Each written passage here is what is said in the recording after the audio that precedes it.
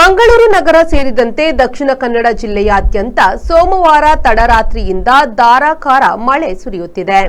ಬೆಳ್ತಂಗಡಿ, ಬಂಟ್ವಾಳ, ಸುಳ್ಯ, ಪುತ್ತೂರು ತಾಲೂಕುಗಳ ಅನೇಕ ಕಡೆಗಳಲ್ಲಿ ಮಳೆಯಾಗಿದೆ.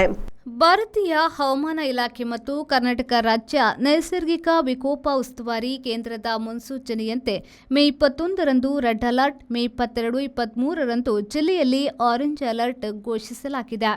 ಮೀನುಗಾರರು ಮೀನುಗಾರಿಕೆ ನಡೆಸಲು ಸಮುದ್ರಕ್ಕೆ ತೆರಳದಂತೆ ಹಾಗೂ ಮೀನುಗಾರಿಕೆಗೆ ತೆರಳಿರುವ ಎಲ್ಲ ದೋಣಿಗಳು ದಡ ಸೇರುವಂತೆ ಜಿಲ್ಲಾ ವಿಪತ್ತು ನಿರ್ವಹಣಾ ಪ್ರಾಧಿಕಾರ ಸೂಚನೆ ನೀಡಿದೆ.